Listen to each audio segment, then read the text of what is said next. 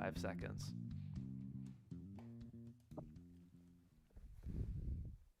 Okay. All right. Hey, everybody. Hello. All right. So I'll do the intro. Welcome to the Craft Podcast, where we interview experts in various fields to learn about their disciplines and how they strive towards mastery. We love talking to people who are passionate enough to master something of these craftspeople our whole lives, and want to share those conversations with others. The interviews are to the point, informative, and fun. You will love them all. And please be sure to subscribe to our channel and click the like button if you love our interviews. And let's get right into it. Thanks, Michael. So today All we right, have Paul. Yeah. Paul Canetti, and Paul is a product designer, an expert. He's founded several and exited successfully several companies, including MAZ, which I interned for long ago. And he's consulted with brands as wide-ranging as TikTok, L'Oreal, General Electric, and Citigroup. Paul also teaches at Columbia Business School, lecturing on a wide range of topics around product management and strategy across tech industries. And on top of all that, he's building up his own media house, or shall I say empire, with newsletters, podcasts, and online courses. So he's a very experienced entrepreneur. He's a master in several of his disciplines, and we're honored to have him on the show. Paul, welcome to the Craft Podcast. Thanks so much for having me, and thanks for the kind intro. Yeah, well, we mentioned your product expertise. So let's kick it off with that. And a first question for you, since we like to go deep on this podcast, is how would you describe your own approach to product development and strategy, and how is it distinct from other well-known approaches? Yeah, it's a good question. I mean, a lot of the well-known approaches are also good. I think it's about it's funny, obviously, I teach this subject in a very academic setting, which is basically the least true thing about what I'm teaching is simply the fact that exists in academia at all. Because, unlike maybe other things that you sort of learn in school and then just sort of repeat on the job, this is really about taking sort of the formal ideals of product strategy and product management, and then being able to sort of, I don't like the word, but I can't think of a better one, like synthesize all of these, different things that you've learned in this very sort of like process oriented way. First you do this, then you do this, then you do this. Ta-da, product strategy. Right. On the ground, it doesn't actually feel like that.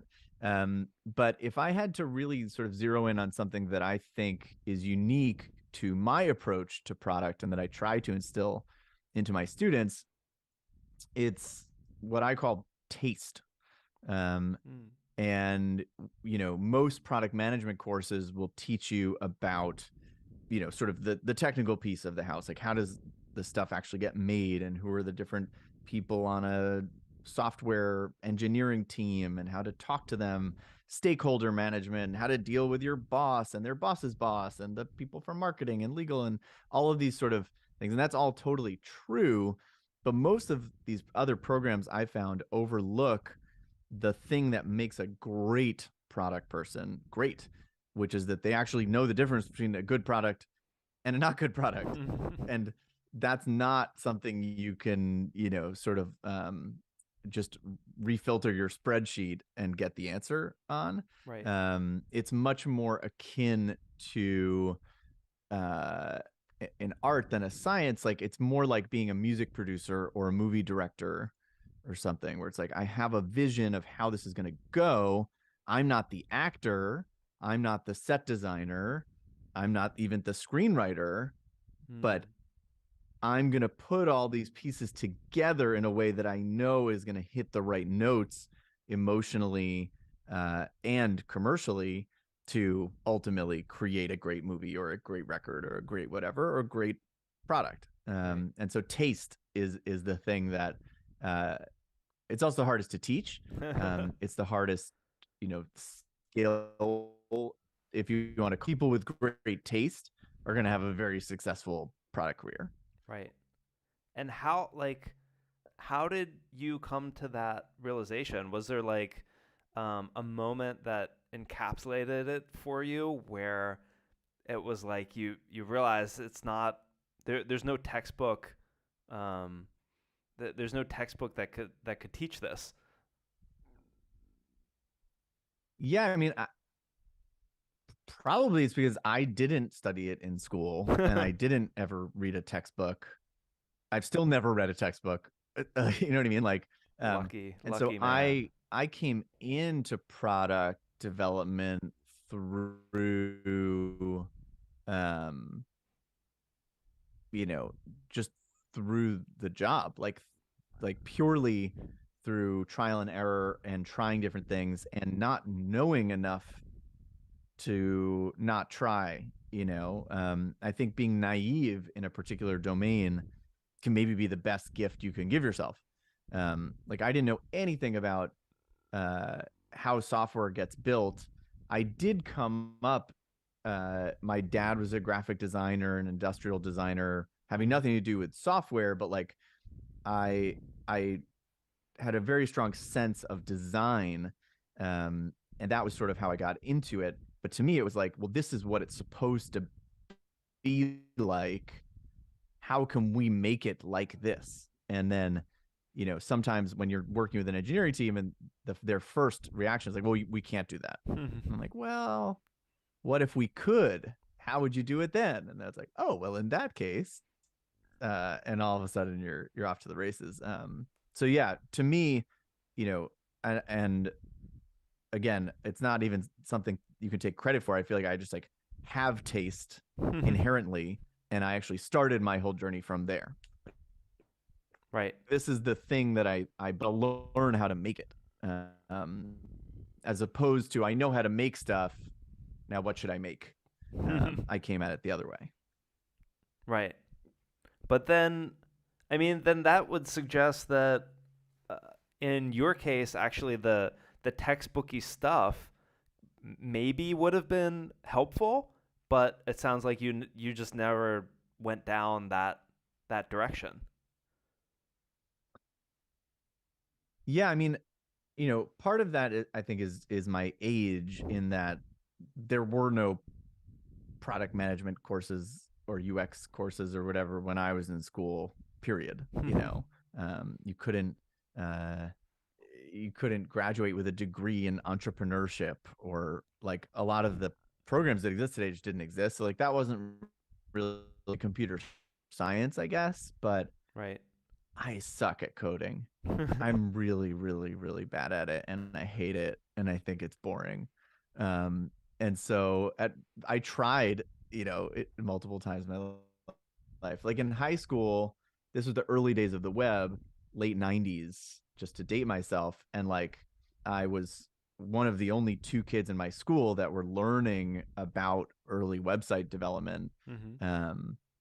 And the other kid was Simon Baumer, who went on to be the co-founder of MAZ with me and all my other endeavors. And so the two of us started our journey really early and realized pretty quickly, like, you're really good at coding.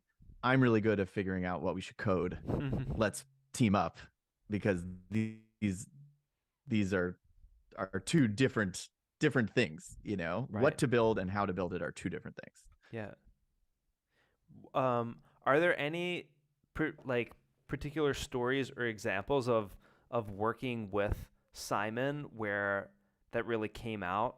Like, I don't know, like a feature development experience you could share that would help us all on our journeys to finding the right Paul or Simon for us? Yeah, well, I think, from there, obviously, I'm very lucky in that I met many, many more amazing engineers over my career, that became, a an army of Simons, because different people have different expertise. But like, I remember something, we had a feature early on at MAZ that was our first sort of like hit, if you will. Like, it's the thing we got a bunch of press about and everyone was sort of buzzing about, and all of a sudden I was like, ooh, like let's do more things like that. And it was this feature called clippings, where you could cut out a section of the screen and share it on social media, which of course today we do all the time. It's like a partial screenshot. But at this time, there was no OS level screenshotting, and there was no share sheet, like where you press the share button and all those share options come up. Like, those things didn't exist on mobile devices at the time. And so again, we sort of recognized there was this need, or this sort of hidden desire, for people to cut out just a sentence or just a partial piece of the screen and then share it, but there wasn't a way to do that. And so I wanted to do it, but of course, at first blush, everyone I talked to, including Simon, I'm sure, was like, well, yeah, that would be cool, but you can't do it. That's why it doesn't exist. It's like, well, let's really like dig in there. And this is, I think, what you're getting to around, like, wouldn't knowing whatever's in the textbook be helpful? Eventually, you have to understand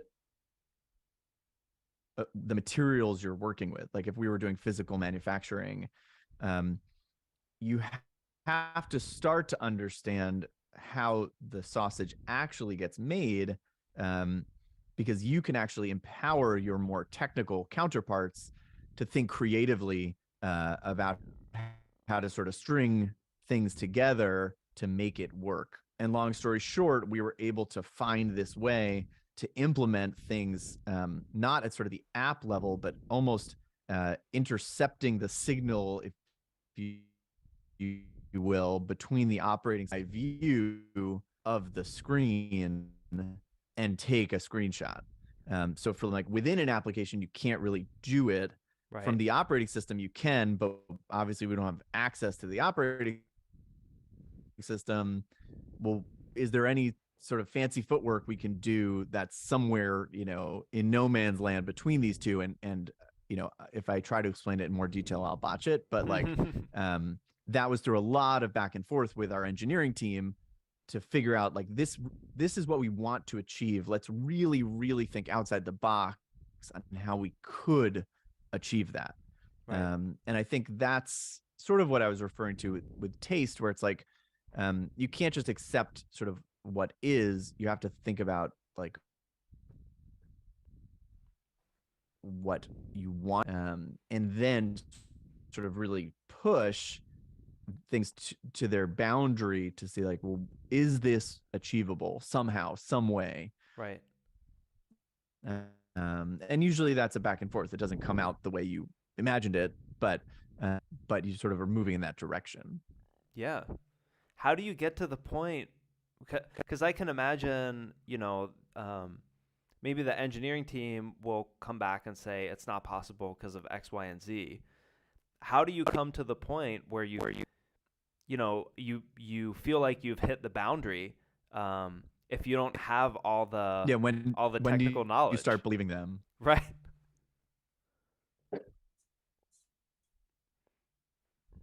Yeah, it's like it's like converting to Judaism. Like, you knock on the rabbi's door and they say no, and then you knock again and they say no, and then on the third time they say come in. Yeah. And engineers are like too, and it's not just them. I think it's just human nature, whatever you're good at and used to doing. If someone comes in and says, hey, like, could we do it some other way? You're like, no, I'm not doing that. Like, it's a visceral sort of tightening. Right. And what you need to do as a product manager and a product leader is sort of like get everyone to loosen up a little bit and feel safe to sort of experiment and throw out some of the crazier concepts that on the face of it seem like they will fail. But it's kind of like, oh, well, that's kind of interesting. What if we, did that? And the other thing and I'm sure we'll get into this, but like it's also a lot of great ideas are just sort of floating in the wind, and you almost have to have like your antenna up, you know. And I think that's about immersing yourself in the community of makers that are making the same sorts of things that you're interested in making.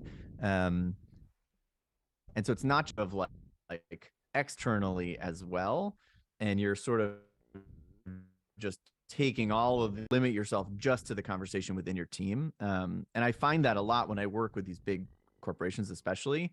I'm like, when's the last time you talked to someone who works in product, not at your company? And they're like, before I started working here, Right. you know, 8 years ago. And Yeah. I'm like, okay, you got to get out more, you know, because I do think a lot of that loosening can come simply by seeing how other people do it, you know? Right. Yeah, that's a great point. And then I guess, yeah, going deeper into that loosening bit, and then we'll start talking a little bit about your entrepreneurship experiences.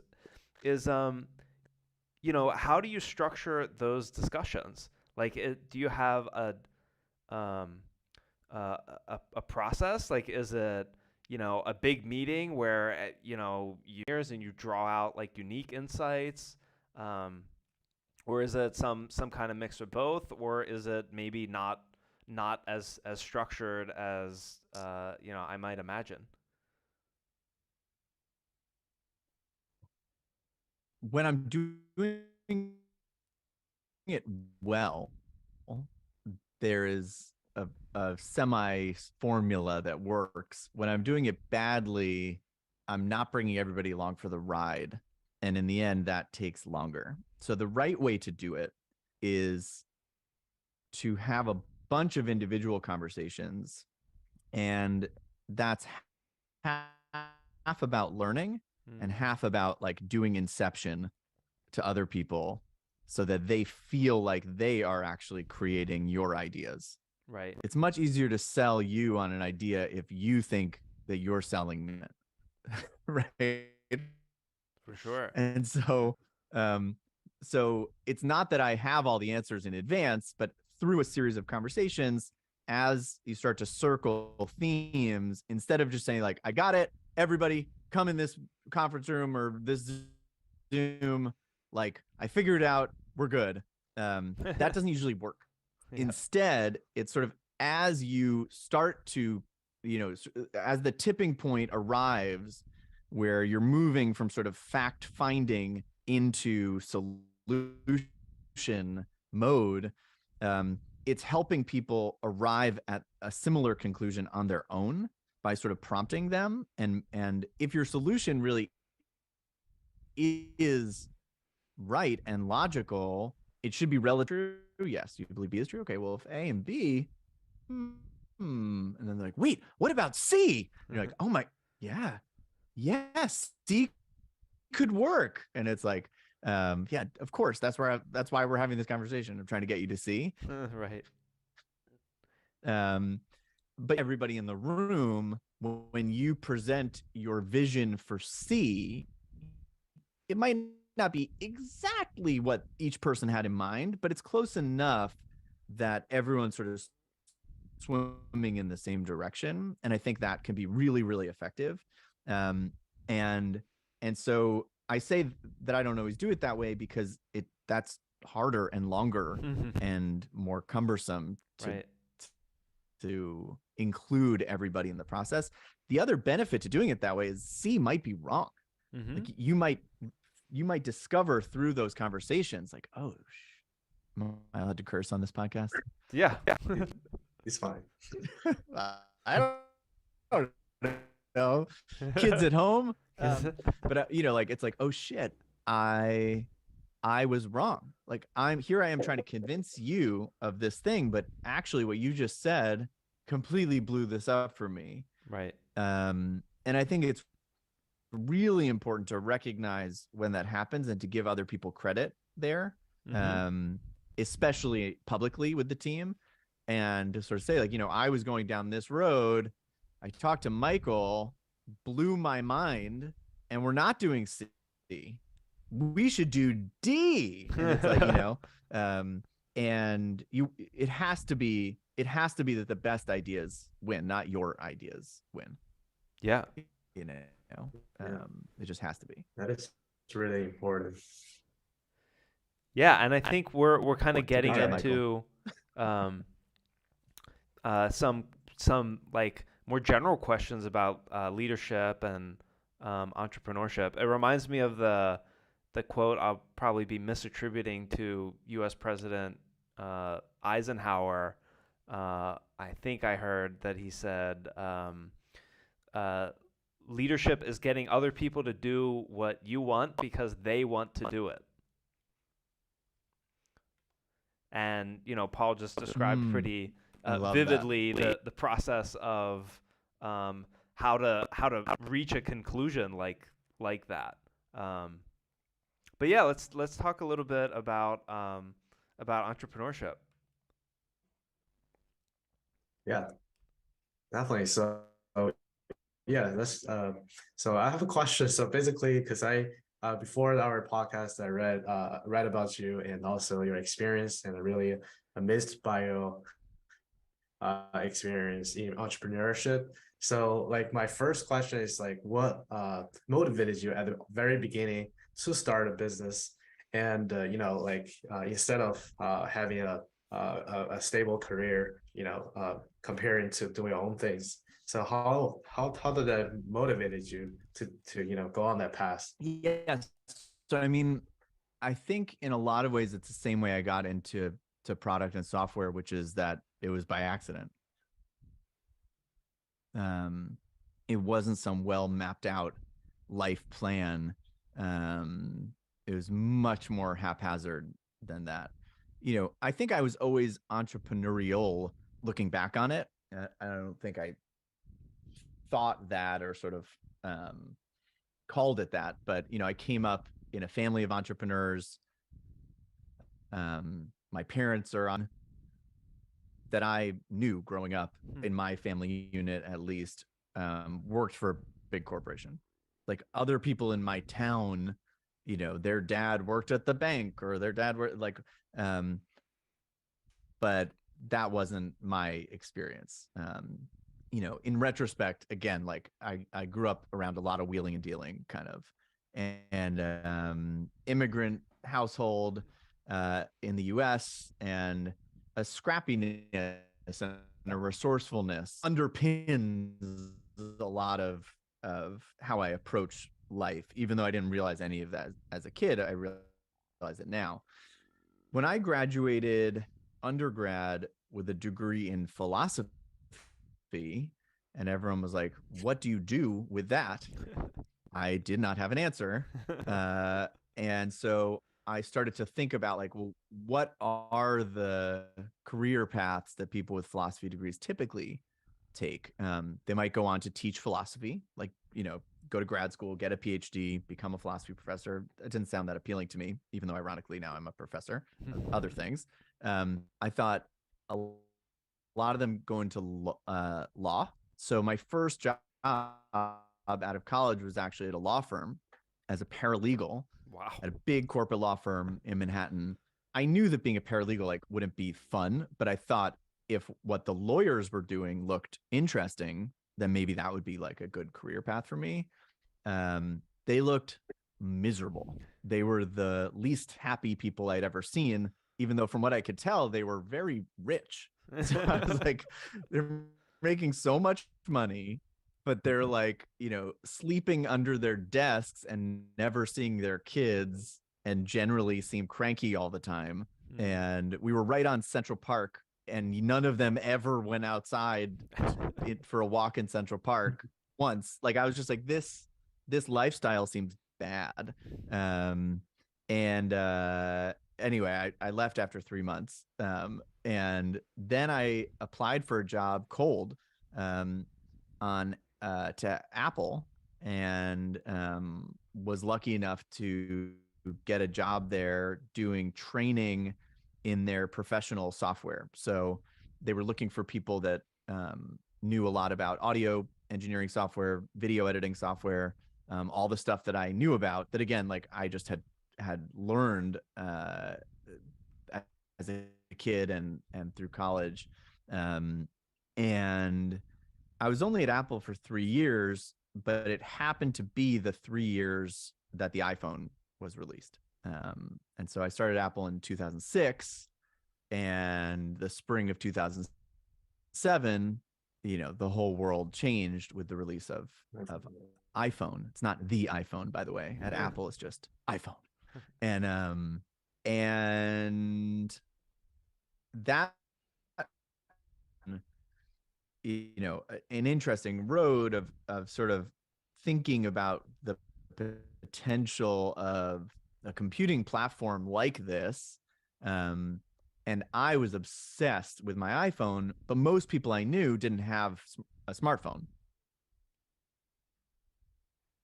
Like almost everyone in my life, at least a few years after that, but I had the iPhone, and people would stop me on the subway, be like, "Is that an iPhone?" Like it was a totally different world.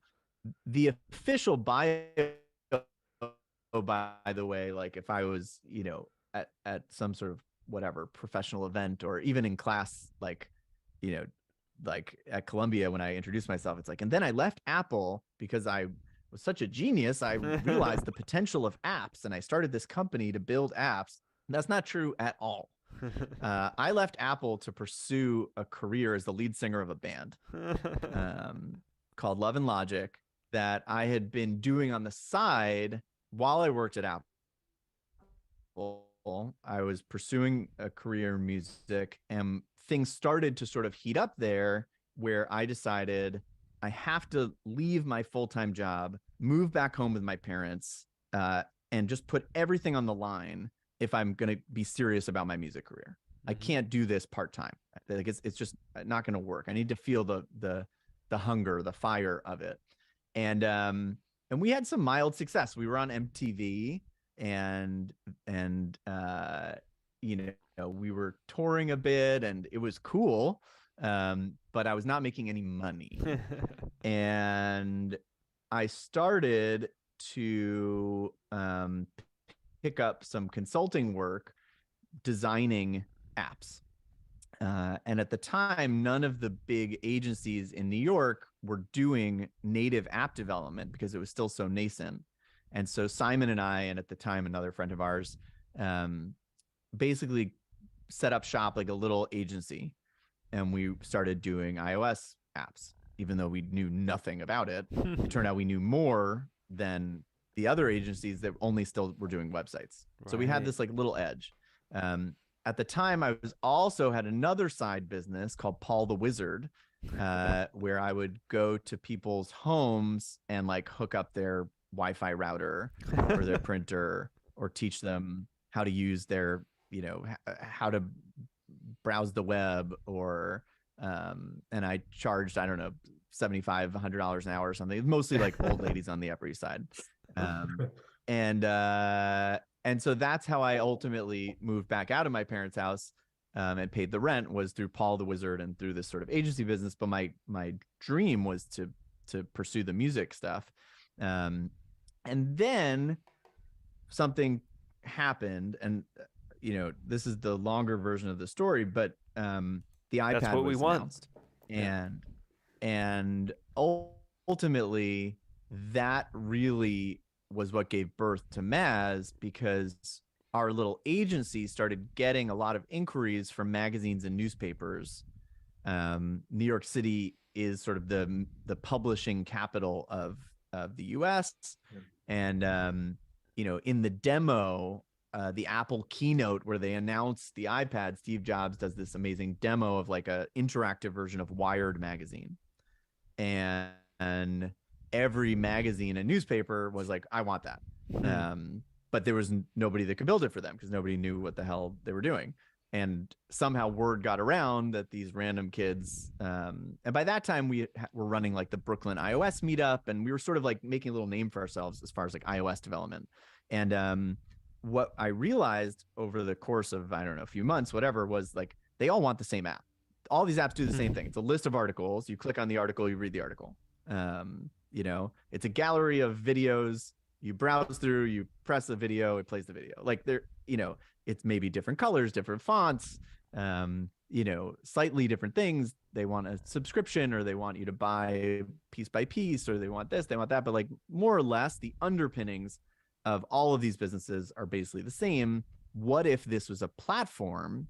But again, it wasn't like, let's do a startup. It was like, we could make our agency more efficient if we built a generic tool that we could just use again and again and again. And initially it was like, we'll sell it as a bespoke, project, but on the back end, if we've already built a few apps like this, we could probably just leverage the same scaffolding like again and again and again. Right. And that's what led us down the road. We eventually met Shika Aurora on LinkedIn, also completely random. I was just like trolling on LinkedIn, and she sent me a message. She's like, I'm a senior engineer at Adobe. I helped make the Wired demo in the Apple keynote. What you're doing looks cool. Like, can we talk? And I was like, yes. Actually, I think my first message back to her was, do you know any iOS developers? She was like, I am an iOS developer. I was like, yes. And of course she ended up being our CTO and co-founder. So like, eventually we realized we were running a software business, and like at some point we thought, oh, maybe we should raise money. Oh, maybe we should hire a team. Oh, maybe like, but it was very organic. That started to really work. I sort of realized, okay, this is a better path than the music stuff. And that was also a really hard decision, but like, I felt like I was at the end of the day, I was creatively spent. It wasn't like I was with my other jobs where I like was coming home and then was staying up till 4 a.m. making music. Like the creative process of designing software was kind of like doing it for me. And I was like, okay, this is a growing industry. We're actually making money and I'm getting my creative juices flowing. Like maybe this is the career for me, and that's really how it started. Wow, that's really wonderful experience.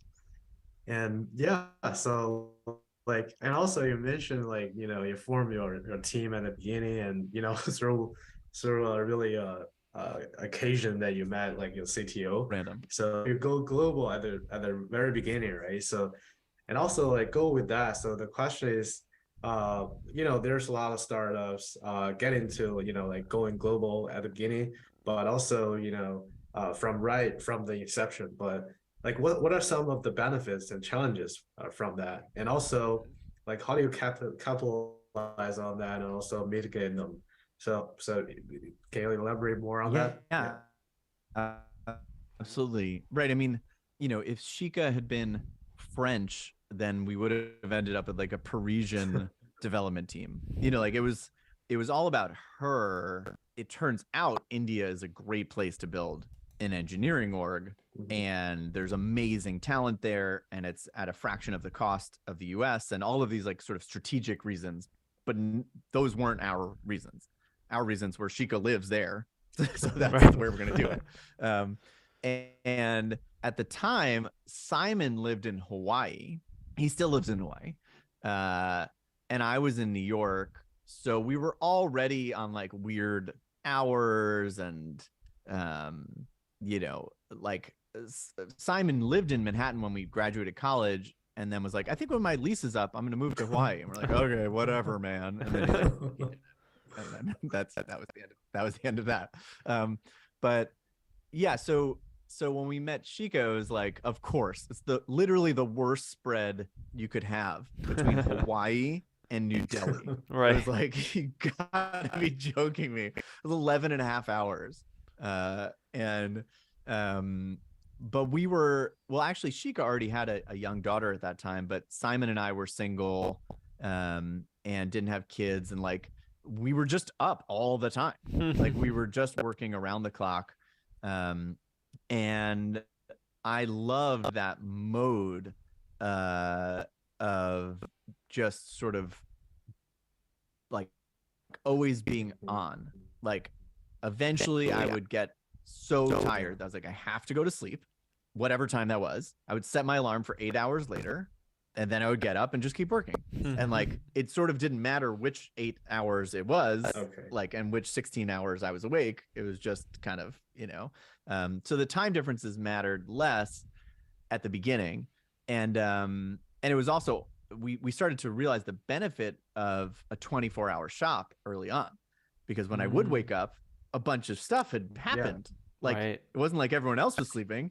So I was like, holy shit, like I'm literally asleep in my bed and stuff's getting built. Like, let's do more of this. And then when we started getting customers, we had someone on customer support 24/7. And a lot of the early, I mean, our MVP and stuff, like a lot of it was manual on the back end, even though we sold it as automated. And so we knew that we were going to be like well covered there. So there were a lot of benefits. And then as we started to grow out the team, eventually we had a team in New York, LA, and in Noida, which is just outside of Delhi. And the team there was just amazing because there's so much talent in India, and mostly the career paths there. It's a little different now, but especially at the time, if you were a software engineer, you were going to work at some giant outsource facility for one of the big companies.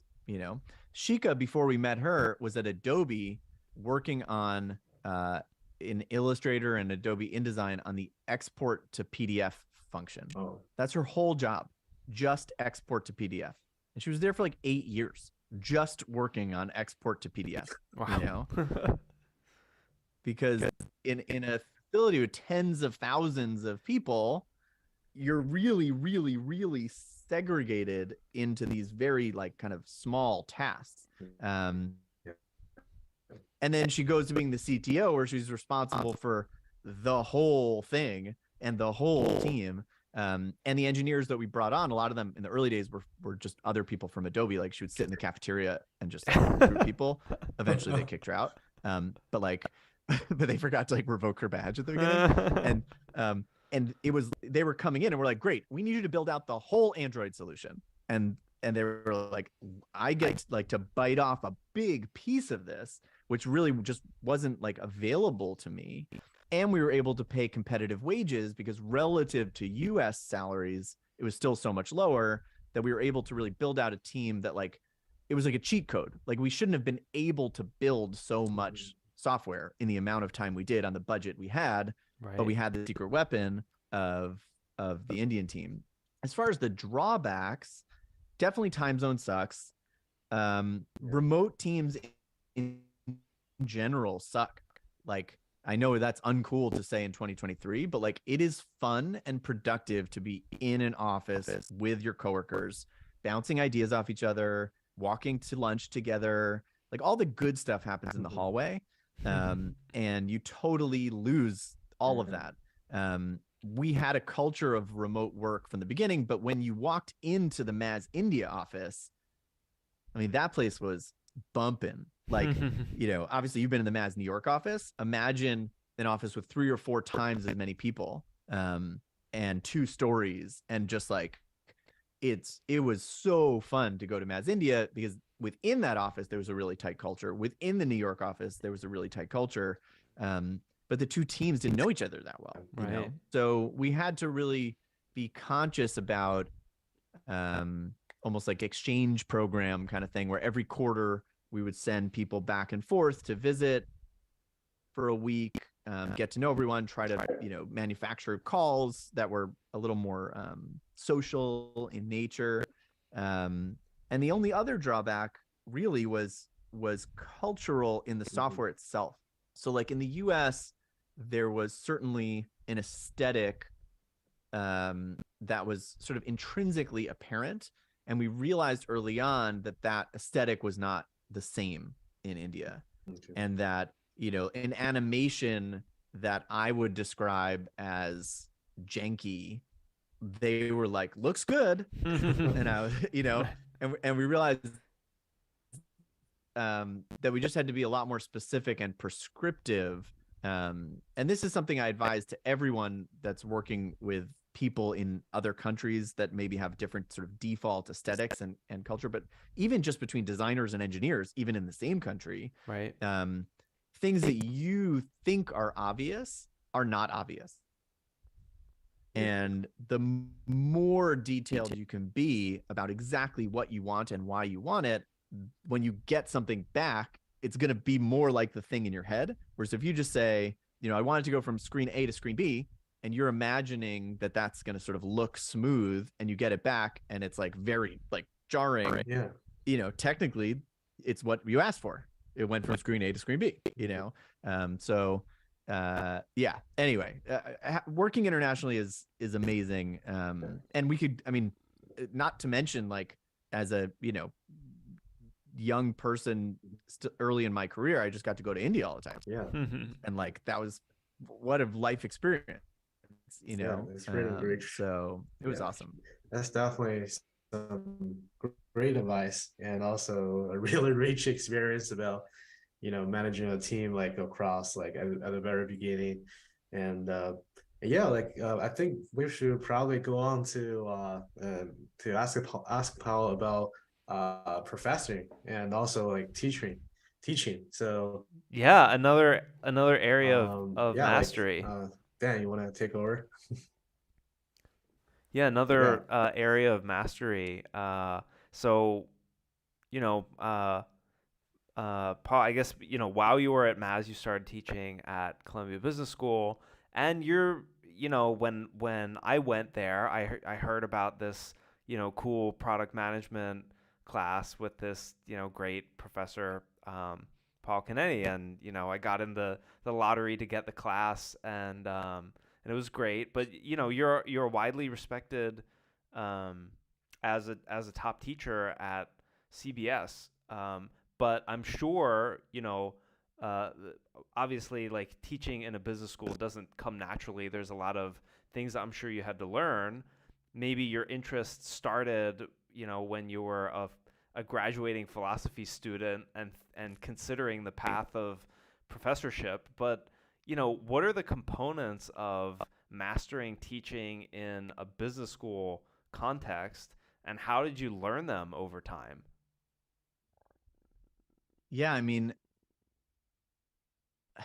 I know all my answers start the same way, but like, I don't know how I did it, and it wasn't on purpose, and I learned on the job. Like, that seems, it's funny.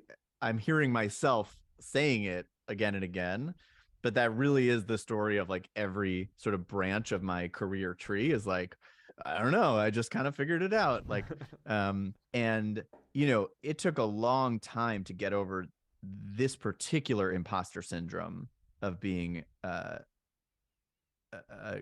graduate business professor, because for starters, I don't have an MBA. I didn't go to an Ivy League school.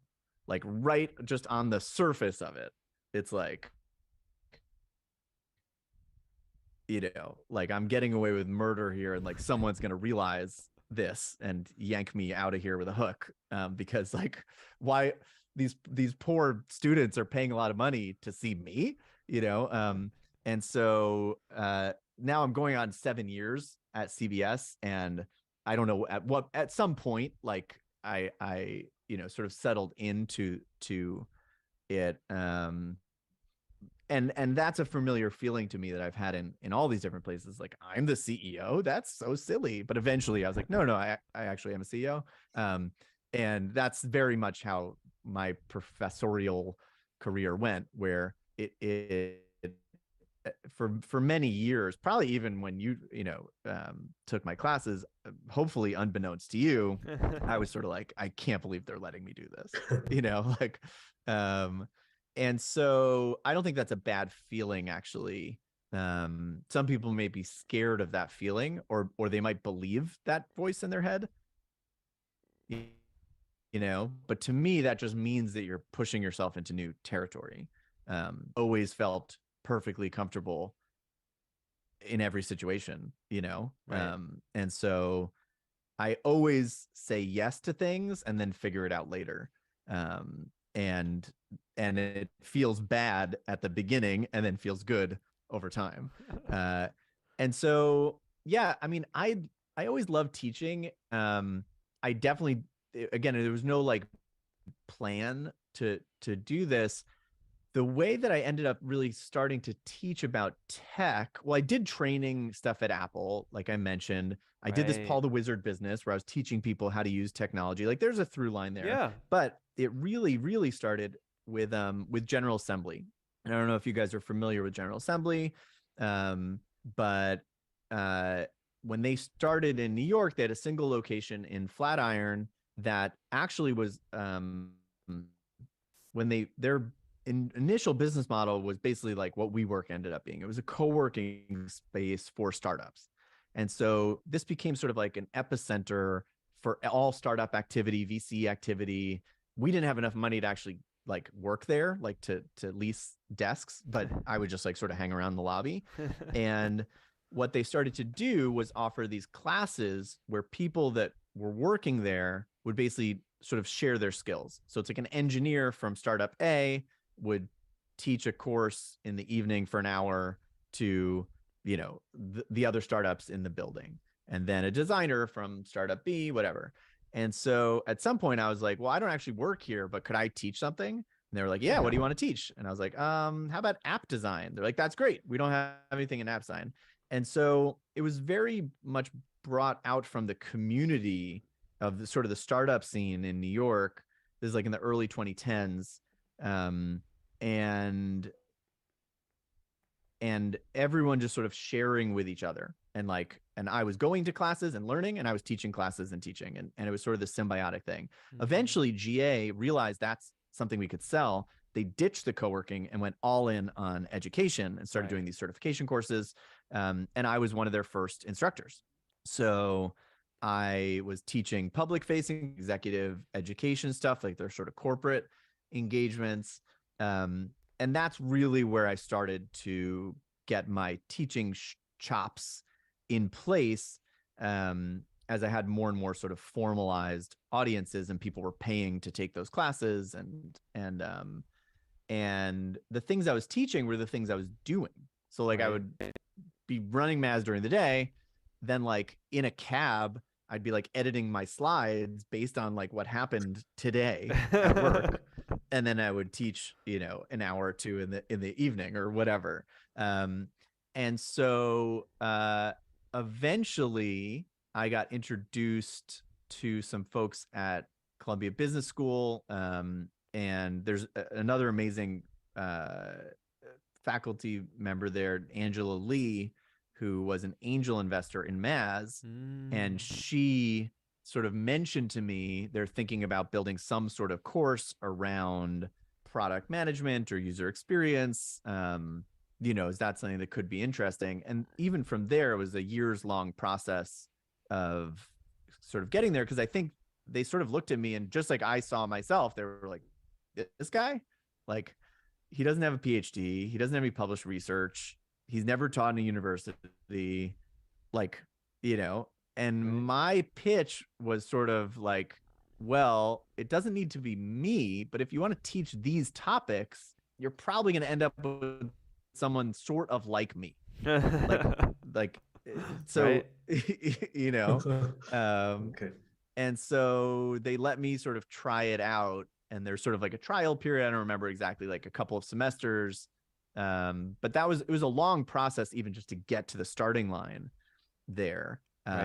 And, you know, at the beginning, when I would sort of ask the MBAs in my class, like, okay, who here is interested in a career in tech? Maybe one or two hands would go up.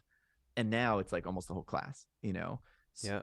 So I think the school was really smart to sort of see that, and to start sort of carving out, you know, like a path there. And now this semester, which starts next week, I'm teaching a full semester product management course. And it's one of, I think, 3 or 4 sections being offered simultaneously. So there's like huge demand for this. And it's been really amazing, not only to teach there, but to help build out the whole sort of product management, like curriculum and program, and there's sort of multiple adjacent courses. Now we have this product management lab. And we got this great guy from Google, actually, Chris LaSala, to come and teach that. And he's now on the full-time faculty. And so, yeah, it's been amazing to sort of see that progress. But like everything else, it happened just very organically. Wow. Yeah. Well, what a great experience over time. And now you pulled the through line together for us. And I think there's also some great lessons in there, like the kind of learning and teaching at the same time. Like in a similar context, you could probably learn a lot from those experiences. And then the fast iterations, like teaching what you taught and what you were learning yourself that day, because I'm guessing through that you could just get a lot of reps in creating content and figuring out, what's good content for a class, what's a good way to teach stuff, and what isn't. So I know we're coming up at time. We want to be respectful of your time, Paul. This was amazing. As we wrap up, just any last things you want to share, particularly like how should folks follow you and learn more about what you're up to? Yeah, thanks so much for having me. I guess as far as sort of closing thoughts or whatever, just reflecting on what you just said, Dan, like the learning piece is the most important piece. You can't teach something if you don't know it. You can't build something if you don't know about it. Like you have to be the student always. And in order to do any of the things we've been talking about, Yeah. And so even like I built out this Web3 course last summer, and even though I'd been following that space for a few years, and you and I have gone deep on this, but like I feel like I didn't really understand it until I had to build the course, because it's like, okay, this is the unit on smart contracts. I know what smart contracts are. And then you start doing it, you're like, actually, like I don't know how to explain this to someone else. So obviously I don't know it well enough.